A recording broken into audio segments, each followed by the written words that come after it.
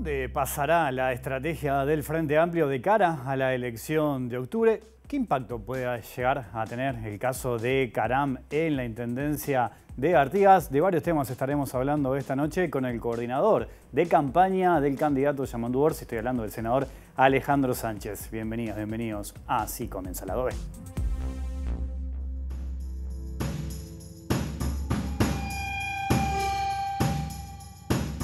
Se toman medidas, salvo algunos ejemplos donde ya alertaron cuando el agua llega al río. No debería ser así. ¿Este es el caso? ¿Se tendría que haber tomado medidas No antes? lo digo yo, lo dicen los propios actores del mismo Partido Nacional. ¿Deberían modificarse los ingresos a las intendencias? Sí, claro que sí. Totalmente de acuerdo y es la vía legal la que yo considero que es la más adecuada. Aquella vía del plebiscito y ponerlo en la Constitución, eso podía traernos algún ruido. Yo creo que hay que retomar el análisis de la posibilidad de leyes que nos ayuden a encuadrar la cosa. En las últimas horas, en los últimos días, hablé con el intendente Pablo Caram y le solicité que renuncie a la intendencia de Artigas y le solicité además que no se presente como candidato a diputado. Bueno, muy buenos días porque a todos. En ese sentido nos parece importante dar esa señal. Presentes. Y él aceptó y bueno, y será efectivo en las próximas horas. ¿Está de acuerdo con que Valentina Dos Santos se presente como candidata a la Intendencia? Yo lo dije personalmente, Valentina Dos Santos ya no pertenece al Partido Nacional porque renunció al mismo. Por ende, yo como candidato a presidente por el Partido Nacional no puedo incidir en eso. Lo que sí puedo dar mi opinión como ciudadano y no estoy de acuerdo que ella asuma como intendenta de departamento.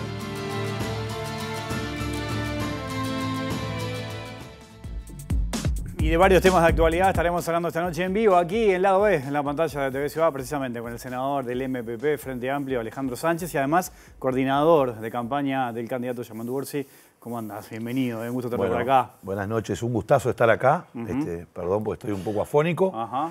Muchos recitales estuviste brindando. Ojalá fueran recitales. Ajá. Bueno, te agradezco mucho que estés por acá, sí. No, pero muy contento de estar y bueno, y además tenía que venir a la escenografía nueva del Lado B. Vos me habías recordado antes al aire que habías estado en el último programa del viejo ciclo, digamos. Exactamente, en el último, o sea que... En este nuevo no. En este nuevo estoy llegando y la verdad que me parece maravilloso esto. Bueno, tengo vaso con agua y todo, incluso. Todo impecable. Vamos para arriba eso. Esto está... Bueno, veíamos en el TED Disparador uno de los temas de estas últimas horas, el caso Caram. ¿Qué lectura haces? ¿Qué lectura se hace desde el Frente Amplio? Yo diría, hay tres elementos que hay que colocar arriba de la mesa, ¿no? El primero de ellos no es nuevo ni es desconocido que el Partido Nacional ha utilizado muchas intendencias departamentales con un criterio de clientelismo político, en donde entras a trabajar a la intendencia si pones una bandera, si militás para determinado candidato. Es más, ha pasado en algunas oportunidades que frente a un proceso electoral donde asume el suplente, echa a todos los que eran de uno y pone a todos otros. Y eso está muy mal, es algo que tendría que terminarse en el Uruguay, y más en el interior donde muchas veces falta mucho trabajo y el proveedor de trabajo son las intendencias, ese clientelismo que se utiliza. En este caso estamos hablando de algo un poco más grande que el clientelismo, con muchas interrogantes. Estamos hablando de sustraer de la administración pública 8 millones de dólares. Reconocido por los actores políticos, tanto sea la diputada del Partido Nacional como el intendente Caram, ¿no? Entonces la gran pregunta que queda es, hoy han reconocido esos delitos. Hay que seguir investigando a dónde fueron esos 8 millones de dólares. ¿Qué fueron a financiar? Las personas, los funcionarios públicos que cobraron esas horas extras, ¿se las guardaron en su bolsillo o las tenían que llevar a algún otro lado? ¿Esas horas extras eran porque hacían horas extras en el club político del Partido Nacional? Quiere decir que entonces se financió la campaña del Partido Nacional, y recordemos que el candidato a la presidencia del Partido Nacional cerró su campaña con estos dos actores, con la diputada Dos Santos y con Caram. Entonces, ¿se financió la campaña interna, por lo menos en el departamento de Artigas, con dineros públicos? ¿Era para eso? ¿O las personas se quedaban con una parte en su bolsillo, algunos se enriquecían y otra parte iba para el partido? Bueno, todas esas interrogantes ahora la justicia tiene que hincarle el diente. Yo creo que aquí hay que hacer una investigación por lavado de activos, hay que seguir la ruta del dinero. Aquí hay un reconocimiento de dos autoridades públicas del Partido Nacional diciendo, bueno, acá se cometieron delitos. Bueno, ahora lo que hay que buscar es seguir investigando a dónde iba ese dinero. Pero vos pensás que ese dinero, esos 8 millones, podrían haber ido, por ejemplo, a negocios turbios, ilegales, porque planteas lo del lavado de activos.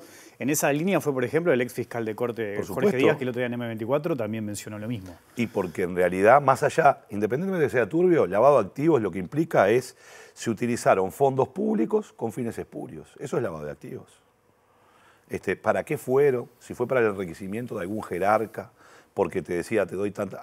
Había personas en la Intendencia de Artigas. ¿Cómo comenzó esto? Con personas que cobraban horas extras que no le daba el día. Tenían 36 horas extras por día. Era imposible, ¿no? Así comienza con la denuncia de los ediles. Comienza con algunas acusaciones muy fuertes de integrantes del Partido Nacional.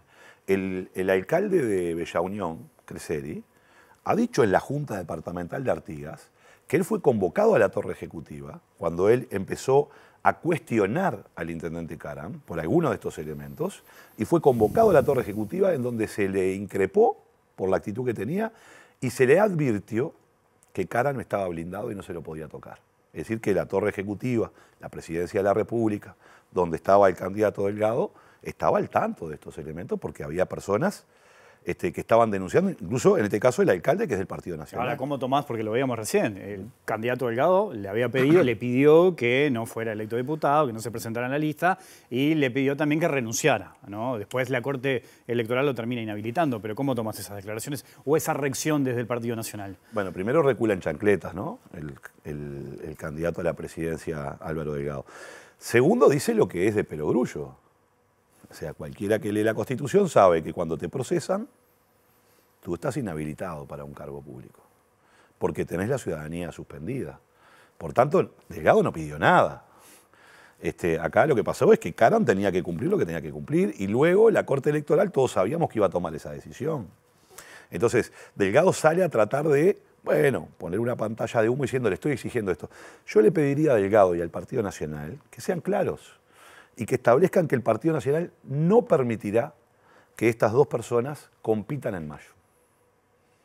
Porque Valentina Dos Santos ha dicho, en algunas entrevistas que tuvo, que cuando termine su pena, que es sobre el verano de este año, cuando termine este año, estaría cumpliendo su pena, en mayo ya podría presentarse. Eso tiene un punto de contacto con lo que pasó con Moreira en Colonia, que había renunciado al Partido Nacional y después la Convención Departamental de Colonia lo habilitó para utilizar el lema. Yo creo Acá que podría ir por el mismo camino. Por supuesto, porque barren para abajo la alfombra en el medio de la campaña electoral y luego dicen, la Convención resolvió. Entonces a mí me gustaría que el Partido Nacional sea explícito diciendo que no le va a habilitar el lema. Porque hasta ahora nadie del Partido Nacional ha dicho eso. La Comisión de Ética del Partido Nacional, que se ve que tiene problemas porque no tiene ni siquiera un grupo de WhatsApp para reaccionar rápidamente frente a esto, se iba a reunir, pero ya no se va a reunir porque han renunciado al Partido Nacional. Y el argumento de Delgado es, yo de esto no opino porque ya no es más blanca, o no es más blanco porque ya se fueron del partido. Pero lo que no está diciendo ningún dirigente del Partido Nacional es, no vamos a permitir que utilicen nuestro lema, porque Valentina Dos Santos se presentó en las internas con el lema Partido Nacional. Por tanto, la única posibilidad que tiene de ser candidata a intendenta es ser candidata por el Partido Nacional, porque la ley electoral uruguaya no la permite ser candidata en mayo por ningún otro partido una vez que te presentaste en la interna con un lema. Ahora, ¿cómo tomás? Porque hay una realidad. Caram ha tenido un respaldo muy fuerte en las urnas, ¿no? Tiene una cantidad de votos importantísimo, que le ha permitido ser 2 veces intendente. ¿Cómo lo tomás eso? ¿Qué lectura política haces de esa situación? Bueno, la lectura que yo hago es que muchas veces el clientelismo lleva a esto. ¿Y es todo por clientelismo eso? No, no es todo por clientelismo, por supuesto.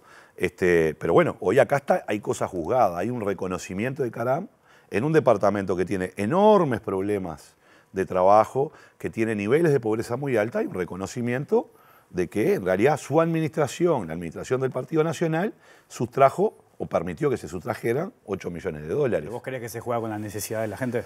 Yo creo que hay un juego de la necesidad de la gente. Por eso es importante poder consolidar que el ingreso a la administración pública sea por concurso y haya libertad para todos los ciudadanos y no haya opresión de parte de los políticos. Y le voy a decir con una palabra, diría un poco grosera, pero lo siento así, porque uno que recorre el país, a veces a nosotros la gente nos dice en el interior del país, en algunos lugares del interior del país, porque no es todo tampoco, no son todos los intendentes, son algunas intendencias y algunas formas de actuar. Tráeme la lista de noche, porque si se enteran, mi hijo pierde el laburo.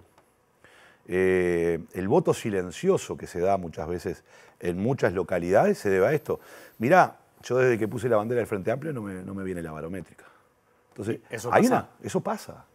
Pero esto te lo dice cualquier persona que viva en estos departamentos, en donde hay una presión constante sobre esto, porque en realidad en el Uruguay somos pequeños y los departamentos todos somos primos y primas.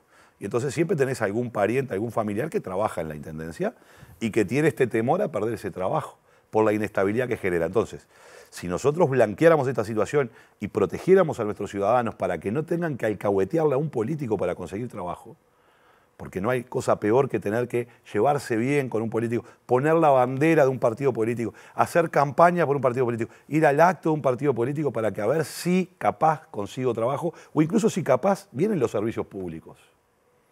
Porque esto es algo que denuncia la gente en muchas localidades, de cómo se ejerce el poder desde lo público.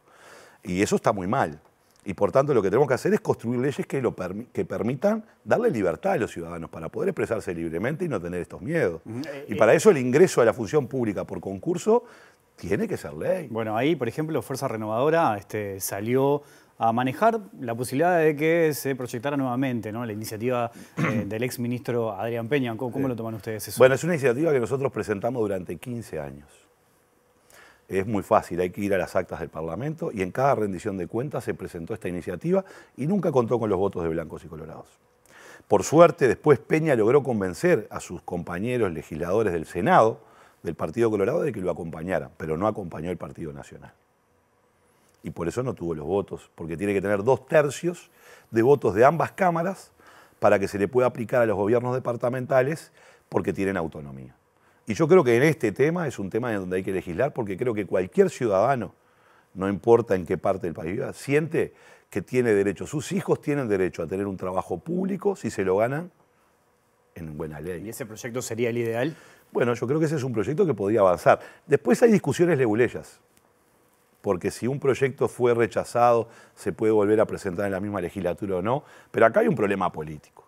Y yo creo que hay que dar otras señales. El sistema político tiene que dar otras señales, como por ejemplo avanzar, como en algún momento el senador Pedro Bordaberry presentó alguna iniciativa, luego el senador Charles Carrera ha tomado esa posta y ha presentado, pero no hemos tenido suerte. Nosotros precisamos construir, en definitiva, una ley de enriquecimiento ilícito. Porque no existe en el Uruguay. Porque obviamente la corrupción es hacer un mal uso de los fondos públicos, beneficiar a terceros, pero también cuando uno desde el poder político, desde el poder público, busca enriquecerse a sí mismo, tiene que ser un delito penado duramente. El MPP tiene un despliegue territorial muy importante en todo el país, ¿no? A partir de esto que decías de lo que pasa en Artigas, ¿cómo es ser oposición, por ejemplo? Es muy duro, es muy duro. ¿Por qué? Yo he visitado barrios de Artigas donde la gente dice no te puedo recibir, porque si no, no me llega la canasta. ¿No le llega la canasta? Porque esto es así. Pero es con esta crudeza que funciona. A esos niveles donde cuando uno avanza, el Uruguay tiene una condición. Cuando uno va avanzando hacia el norte, aumentan los índices de pobreza, aumentan los índices de desempleo y aumentan los índices de trabajo informal. Por tanto, la precarización de la vida de la gente es muy fuerte. Y es cierto que en el norte también a veces lo que pasa es que el Estado Nacional está muy lejos. Hay una deuda histórica del país con respecto a cómo miramos los distintos interiores. Y concentramos todo en Montevideo, ¿verdad? Y entonces muchas veces lo que termina pasando es que lo único que queda frente al desamparo de la gente son las intendencias, son los gobiernos departamentales. Yo creo que eso es algo que hay que cambiarlo, se gargantea mucho con descentralización, pero descentralización es generar oportunidades de trabajo digno, de inversiones, de acceso a la salud, de calidad, de acceso a la educación. Ahí se necesitan inversiones públicas muy fuertes para que la gente pueda salir de ese nivel de precariedad, porque es cierto que el interior del país tiene muchas limitaciones. Y tiene muchas limitaciones porque en realidad el Estado no está presente. No está presente con la fuerza que tendría que estarlo. Entonces, en definitiva, también hay una deuda de parte de la centralidad, que ha abandonado muchas veces a muchas poblaciones, particularmente las poblaciones rurales, o la ruralidad uruguaya, donde hay un nivel de abandono más grande y donde la vida es más dura porque hay menos comodidades, menos confort. Entonces, evidentemente ahí nosotros tenemos una agenda de transformaciones. La campaña nuestra es una campaña con mapas. porque el mapa del Uruguay, de las localidades, el mapa humano, de las dificultades, cómo hacemos para que los jóvenes permanezcan en el medio rural si no tienen muchas veces en el medio rural acceso, por ejemplo, a las telecomunicaciones, si no tienen acceso a un conjunto de bienes y servicios, si no pueden, bueno, nosotros logramos descentralizar la universidad, crear la universidad tecnológica, pero hay que ampliarlo mucho más para que los jóvenes no tengan que salir de su localidad para ir a estudiar. Ojalá los jóvenes de Montevideo puedan ir al interior a estudiar, que es lo que deberíamos cambiar. Y bueno, ahí hay un esfuerzo muy grande. Pero ser oposición es bastante difícil porque el Partido Nacional en algunos lados tiene una hegemonía muy grande, ¿no? Y todos sabemos que además las administraciones de los gobiernos departamentales te dan mayoría automática, ¿verdad? Porque en realidad no hay estrictamente una separación de poderes entre la Junta y la Intendencia. ¿Eso se debería reconsiderar? Bueno, esa es la lógica que tiene el Uruguay. El gobierno, muchas veces nosotros hacemos un símil entre el gobierno nacional, el poder ejecutivo y el poder legislativo, pero los gobiernos departamentales se componen del intendente y la Junta. Gobiernan juntos.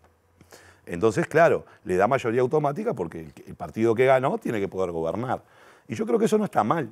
Lo que está mal es que haya la impunidad de pasar por arriba, donde no se contestan pedidos de informe, donde no se da información clara, donde los intendentes hacen y deshacen a su antojo. Bueno, esas cosas hay que cambiarlas, ¿no? Creo que hay que modernizarse en ese sentido, lograr mayor transparencia.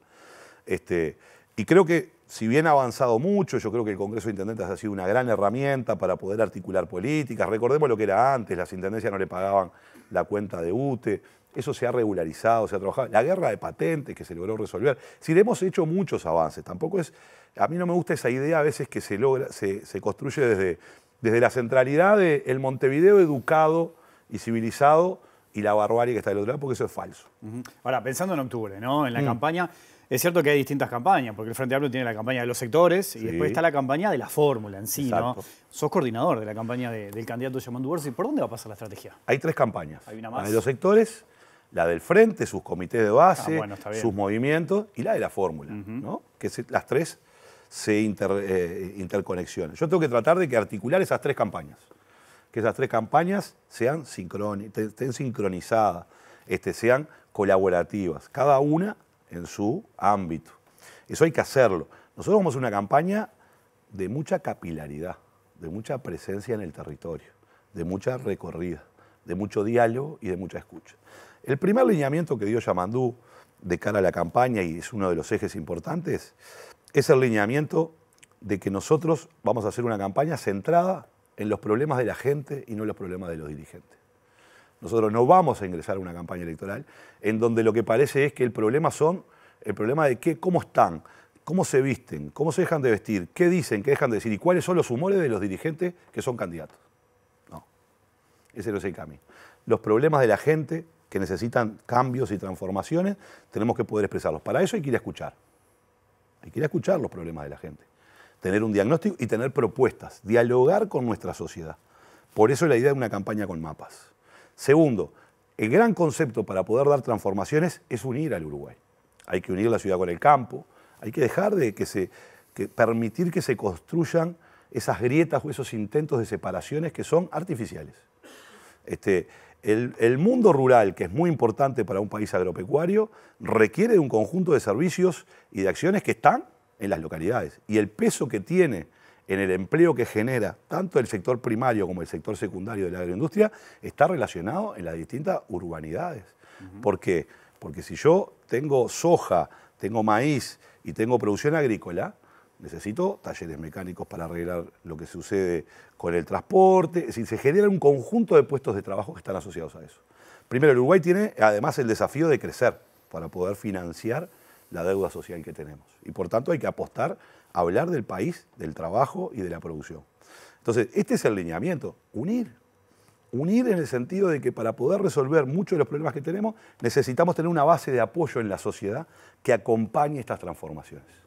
El Uruguay, de la gente que tiene más de 500.000 de personas que por 40 horas por semana gana menos de 25.000 pesos por mes, necesita un cambio. Esa gente está pidiendo un cambio.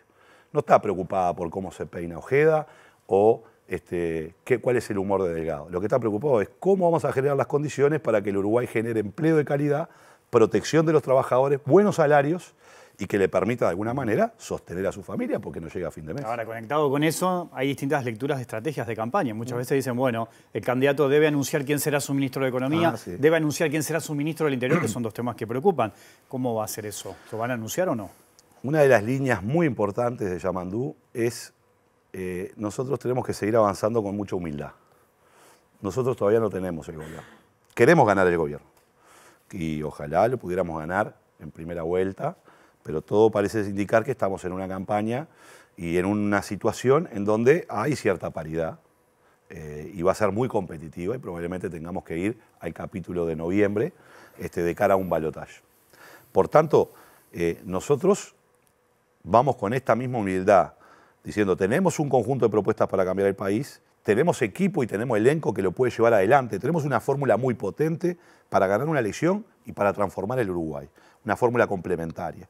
Hemos salido el mismo domingo de la elección con esa fórmula y yo creo que ahí hay una enorme potencialidad, no solo para ganar la campaña, sino para poder gobernar bien. Y yo creo que la garantía de poder gobernar bien es la garantía de nuestra fórmula. ¿Pero vos considerás que anunciar en campaña un ministro de la Economía es falta de humildad eso? No. Lo que estoy diciendo con esto es, yo no puedo vender la piel del oso antes de cazarla. Por tanto, yo no soy gobierno todavía. Estoy en una pelea por ser gobierno.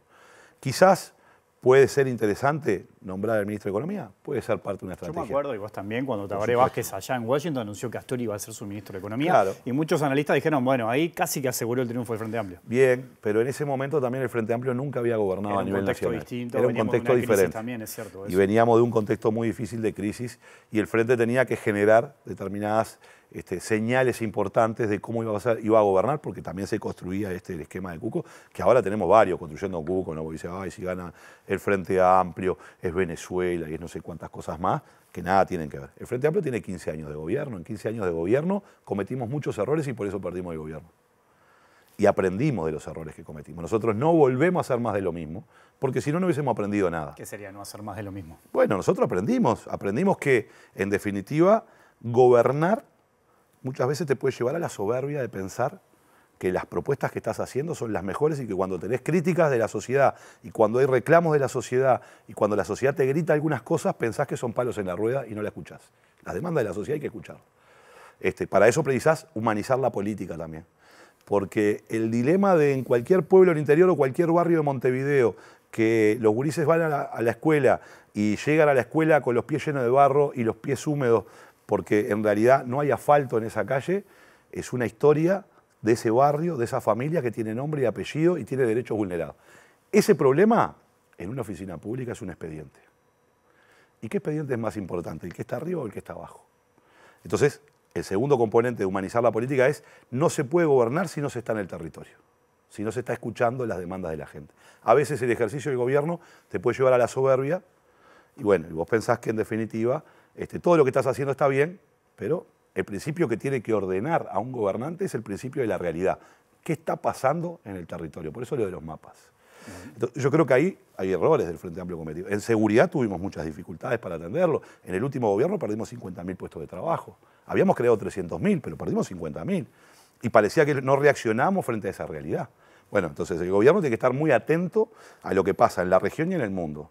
Y, por supuesto, en nuestro país, para poder reaccionar rápidamente. Más allá de los mapas y esta estrategia que estás contando que va a desarrollar el Frente Amplio, ¿te preocupa, les preocupa lo que pueda llegar a ser la fórmula del Partido Nacional? Porque en una campaña evidentemente hay cruces, hay acusaciones, hay intercambios. ¿Cuán pendientes están de lo que pueda llegar a ser el Partido Nacional? Por supuesto que cuando uno va a una competencia hay otros que juegan también el partido. Yo no estoy solo en la cancha y tengo que ver cómo juegan otros. Nosotros, por supuesto que estamos atentos a cuál es el escenario que va planteando o qué tipo de campaña va planteando, no solo el Partido Nacional, porque acá están haciendo campaña sobre la idea de la coalición de gobierno. Acá hay una coalición oficialista que es la responsable de todo lo que ha pasado hasta ahora y que les ha ido muy mal a los uruguayos, muy mal, en muchas áreas, que es la responsable de no cumplir ninguna de las promesas electorales que se hicieron en el 19, y podemos hacer la cuenta, no subir los combustibles, 50.000 viviendas, etcétera, etcétera, etcétera. Todos los que están ahí son responsables de eso, porque defienden eso. Y defienden a la coalición. Y del otro lado está el Frente Amplio, que es la oposición y la alternativa a lo que ha sucedido en este país en los últimos 4 años. Entonces, ese es el primer eje. Porque eso es importante, porque se han parado así. He visto candidatos decir, venimos a impedir que el Frente Amplio gobierne. Qué vida triste es organizarse para impedir que otro llegue a algo. Acá lo dijo Ojeda sentado en ese mismo lugar, que ese era su objetivo. Bueno, por eso. Entonces, está claro que hay una coalición, que yo diría, esa coalición que antes se llamaba multicolor, pareciera ser que está bastante emblanquecida, podemos decir. Es una coalición del seguidismo blanco, y particularmente del seguidismo blanco del lacayismo, de lo que ha sido este gobierno de Luis Lacalle Pou. Eso creo que es lo que tenemos enfrente. Entonces, en definitiva, por supuesto, nosotros también tenemos un compromiso con nosotros mismos. En el Uruguay no vale todo. Si hay quienes agravian, si hay quienes solo se organizan para impedir que otros puedan cambiar los problemas de los uruguayos, nosotros no vamos a una campaña de esa naturaleza y no vamos a contestar agravios con agravios. A todos los agravios les vamos a contestar con una propuesta. Por eso para nosotros lo importante es los problemas de la gente en esta campaña y no los problemas de los dirigentes.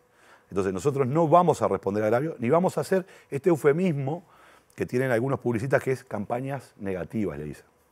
En el barrio se dicen campañas sucias, como la que le intentaron hacer a Orsi con una denuncia falsa. Bueno, nosotros nos comprometimos a que en el Uruguay no vale todo y que una democracia requiere, por supuesto, de la diversidad de opiniones, de la diversidad de propuestas, pero del respeto por el otro y la otra. Porque queremos construir un país en donde queremos construir el mejor país que podemos generar con oportunidades, y las oportunidades no son para los que votan al Frente, son también para los que votan al Partido Nacional, ¿Te al Partido Colorado. ¿Te sorprendió que hayan elegido a Valeria Ripoll como candidata a la vicepresidencia? Bueno, fue una sorpresa, ¿verdad? Creo que nadie se la esperaba, ni los propios blancos se la esperaban, ¿no? Y ha tenido que salir a explicar las razones. Nosotros, desde nuestro punto de vista, por supuesto, el Partido Nacional tiene toda la libertad del mundo de elegir quién los representa y cómo los representa. Y nosotros, por supuesto, respetamos esa decisión, que es una decisión del Partido Nacional, que ha decidido otorgarle a Valeria Ripoll, que recién ha llegado al Partido Nacional, esta enorme responsabilidad que es representarlos en una fórmula. Y no tenemos otras cosas que decir, simplemente respetar a los adversarios. El otro tema que está planteado en esta campaña es el plebiscito por la reforma de la seguridad social. Hay distintas opiniones en el Frente Amplio, muchos se inclinan a la libertad de acción. ¿Crees que eso puede llegar a complicar la campaña? Bueno, yo no creo que complique la campaña. Sí creo, ¿verdad? Porque si no estaría mintiendo, bueno, que le agregue una complejidad.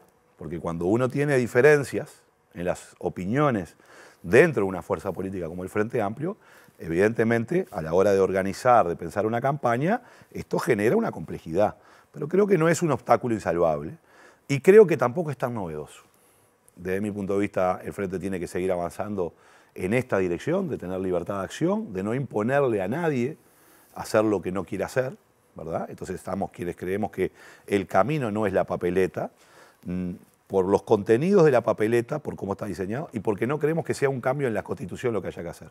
Creemos que hay que ir a un diálogo social y cambiar la ley que ha votado este gobierno, donde el Frente Amplio tiene unanimidad con su valoración acerca de la ley del gobierno, es una muy mala ley que hay que cambiarla, y que eso tiene que hacerlo con un diálogo social amplio. Esas dos cosas estamos de acuerdo. No estamos de acuerdo, en este caso, con la iniciativa que algunos compañeros legítimamente y el movimiento social ha puesto arriba de la mesa y que hoy la ciudadanía tiene que decir.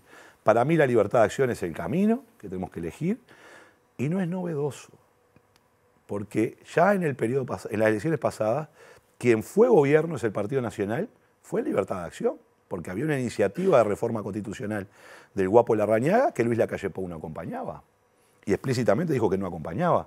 Y en el Uruguay, otros referéndums que se han hecho concomitantemente con elecciones nacionales, también llevó a que los partidos políticos, distintos partidos políticos, votaran en su interna de manera diferente. Es decir, quiere decir que la libertad de acción, en el caso de que hay iniciativas que coinciden con las elecciones nacionales, no es una novedad en el Uruguay. Los partidos en general a lo largo de la historia han tenido matices con respecto a las distintas iniciativas y han votado diferente. Y eso no ha sido un obstáculo. Ahora parece que se está colocando como si fuera un enorme problema que el Frente Amplio no tuviera una posición unánime. No, el Frente Amplio es la diversidad en la unidad. Y bueno, nuestra unidad es ganar el gobierno con un programa de gobierno para transformar el Uruguay. Con respecto a la iniciativa del plebiscito, tenemos miradas distintas, no sobre el fondo, sobre los objetivos, sino sobre los instrumentos. Y por tanto, lo que hemos decidido es que los compañeros que han decidido avanzar en un camino lo hagan, y quienes pensamos otra cosa lo hacemos y lo argumentamos de la misma manera, porque si estamos de acuerdo con los objetivos, cuando uno tiene diferencia de los instrumentos, bueno, hay que permitir, en definitiva, que cada uno defienda el instrumento que le parece más idóneo. Pacha, te agradezco tu visita esta noche. La seguimos en el año, vamos a tener temas para hablar de acá a octubre, noviembre. Si habrá muchos temas, te agradezco muchísimo. Bueno, con mucho gusto vendremos. Gracias por la visita. Nosotros seguimos con temas de actualidad, pero me voy al móvil ahora para seguir analizando otro asunto de estas últimas horas y le doy la bienvenida a Juliana Perdomo. ¿Cómo estás, Juliana? Bienvenida. Un gusto verte y escucharte. Muchas gracias, Wilmar. Buenas noches para todos. Nosotros vinimos al encuentro del sindicato del INAU porque en las últimas horas se emitió un comunicado a propósito del fallecimiento de la joven en el departamento de Rivera de 16 años y estamos con el presidente del gremio, José Lorenzo López. Muchas gracias por estos minutos. Bueno, José, comentanos cuál es la postura del sindicato frente a estos hechos y a lo que declara el directorio. Bueno, buenas noches y muy bien recibidos acá por nosotros porque es un gusto que nos puedan venir a visitar a nuestra casa. Bueno, decir que básicamente me parece importante aclarar de que nosotros venimos denunciando desde hace bastante tiempo que el INAU atraviesa una de las peores crisis de los últimos 20-25 años. Por lo tanto, la situación del INAU es muy caótica y esta situación evidentemente es la que ha salido a la palestra pública, pero nosotros tenemos que decir lo que corresponde de esta situación porque fuimos a Rivera, nos reunimos con el equipo de trabajo, nos reunimos con la dirección del hogar, la dirección del departamento y constatamos de que esta chiquilina que lamentablemente falleció en una situación bastante compleja, cuando se dio el fallecimiento ya hacía varios meses que no pertenecía al INAU porque la jueza departamental que en el mes de octubre del año 2023 determinó que esa chiquilina ingresara a el INAU, en marzo del 2024 le dio el egreso y la tenencia a su madre. Y el fallecimiento fue en mayo, el 8 de mayo del 2024. Por lo tanto, lo que está claro ahí que en este sentido esta chiquilina no estaba al amparo del INAU, sí el INAU le estaba haciendo un seguimiento, cosa que también está registrado y constatado que se hizo por el embarazo de la chiquilina, pero cuando se da la situación que termina lamentablemente con el fallecimiento, esta chica estaba al amparo de su familia por una orden judicial. Por lo tanto, la responsabilidad de la tenencia era de la familia y no del INAU, ¿no? Cuando hablas de que hay un caos en la institución, faltan recursos, falta diálogo en el directorio. Bueno, falta de todo, la verdad que falta de todo. Por supuesto que hay un problema presupuestal, pero no es el único, porque por ejemplo, las situaciones que se viven en los centros de 24 horas, que es donde uno de los lugares donde hay más problemas en la institución, podría resolverse con el ingreso de más personal. Y el INAU tiene en prácticamente todo el país listas de prelación de personal seleccionado para poder ingresar y aparte tiene más de 350 millones de pesos en el rubro cero que servirían para ingresar ese personal. Pero ahí lo que hay es una falta de decisión política porque el directorio está inserto en un problema interno y personal entre los propios integrantes del directorio y la directora general que no terminan de resolver estas cuestiones y que en definitiva esto atenta, digamos, contra el normal funcionamiento de los servicios de 24 horas, que es donde tenemos más problemas, que no es en el único lugar donde tenemos problemas, pero es donde está hoy el foco instalado y que nosotros venimos denunciándolo desde hace mucho tiempo. A propósito del caso de la joven, se ha criticado mucho al directorio por no iniciar una investigación administrativa de urgencia o separar del cargo al director departamental. ¿Cómo lo ve el sindicato? Bueno, en este caso La verdad que nosotros no somos quienes tomamos la decisión, es el directorio. Yo supongo que tiene que ver que no se ha iniciado una investigación administrativa justamente por lo que hablábamos anteriormente, al no ser una chiquilina que tuviera el amparo del INAO, sino que en definitiva ella se le estaba haciendo un seguimiento y ese seguimiento está comprobado que se hizo, pero es una especulación nuestra, la verdad que no sabemos porque el directorio no ha tomado otra decisión y lo que sí sabemos es que se siguen pidiendo informes tras informes y diagnóstico tras diagnóstico, pero se siguen sin tomar decisiones que son absolutamente necesarias para mejorar el funcionamiento deficitario que tiene la institución, porque los hogares de 24 horas el problema que tienen son que hay sobrepoblación, que los edificios no son los más adecuados, que la gestión muchas veces es deficitaria porque tenemos poco personal para atender demasiados gurises y bueno, todo eso que debería estar de alguna manera contemplado por la decisión del directorio no se tiene en cuenta a la hora de tomar decisiones. En este caso se hablaba de 17 salidas no autorizadas. ¿La falta de personal hace que los funcionarios estén maniatados para los controles? Bueno, ahí es todo un tema, el tema de las salidas no autorizadas, porque también vemos que ahora hasta la Suprema Corte de Justicia se ha preocupado por esta situación, cuestión que la vivimos en carne propia, porque las salidas no autorizadas, que parece que sea un descuido de los trabajadores que dejan salir a los chiquilines, tiene que ver con el funcionamiento del servicio y con las normas legales que tenemos que cumplir.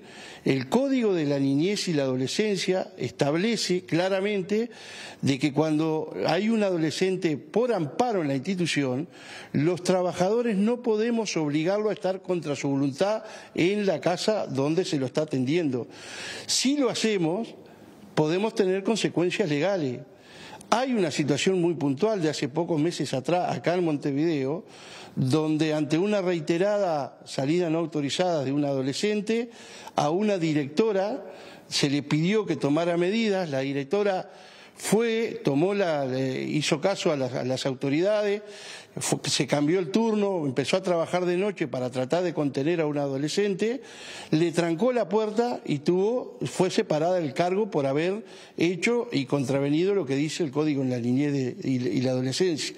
Entonces, cuando se empiezan a hablar de estas cosas hay que saber cuál es la realidad institucional, porque aparte de los problemas legales tenemos otro problema, que a veces hay una sola funcionaria que tiene que cocinar, que tiene que preparar la medicación, que tiene que dar la medicación y que tiene que atender a las otras 15, 20 gurisas o gurises que están en el hogar y que muchas veces no se puede dedicar directamente a algún chiquilino o chiquilina que en definitiva está haciendo una crisis y que se quiere ir del lugar donde está y que muchas veces eso está asociado a problemas vinculados al consumo, a enfermedades de salud mental. Cuando uno tranca la puerta se te pueden trepar por el techo. Hace 4 años atrás una chiquilina perdió la vida trepada a un techo en Artigas porque quedó electrocutada intentando fugarse. Entonces son cosas que pasan en el cotidiano de cada uno de los servicios que evidentemente la población no tiene por qué saber todo lo que sucede, pero es un problema que está instalado y que eso se podría mejorar con más personal, que es la decisión que no toma el directorio teniendo el presupuesto y el personal seleccionado para hacerlo. Muchísimas gracias. Gracias a ustedes. Bueno, así pasaba la palabra del presidente del sindicato del INAU a propósito del fallecimiento de esta joven y también lo que pasa en estos momentos en la institución a nivel país. Volvemos con ustedes. Muchas gracias, Juliana. Nosotros hacemos una pequeña pausa, pero hay más lado B, aquí en la pantalla de TV Ciudad.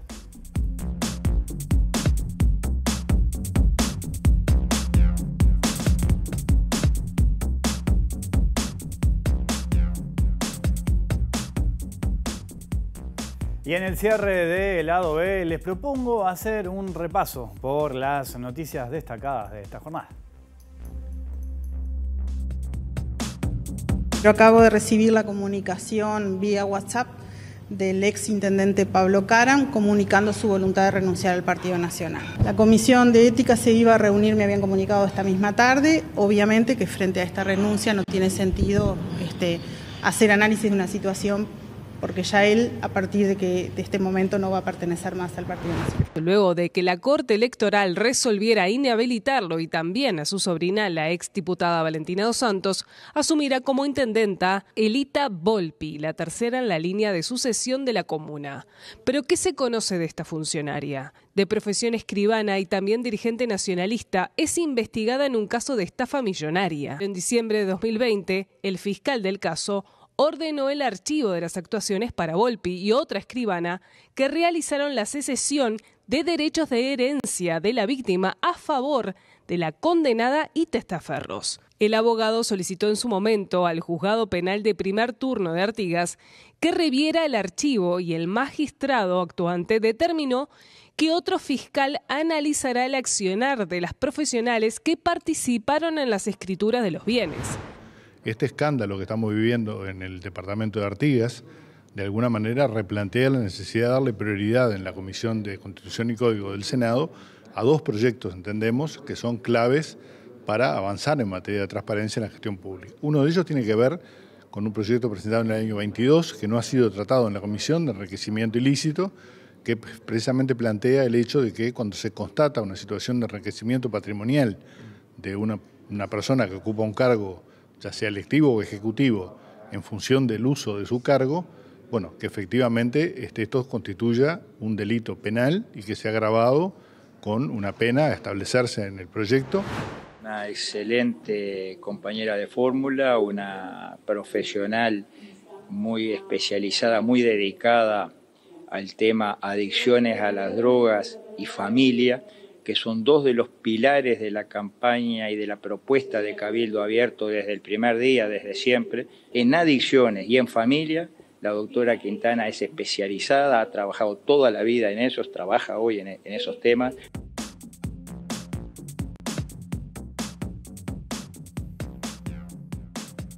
Y de esta manera cerramos el programa en el día de hoy. Los espero mañana a las 20 horas. Que pasen bien. Chao.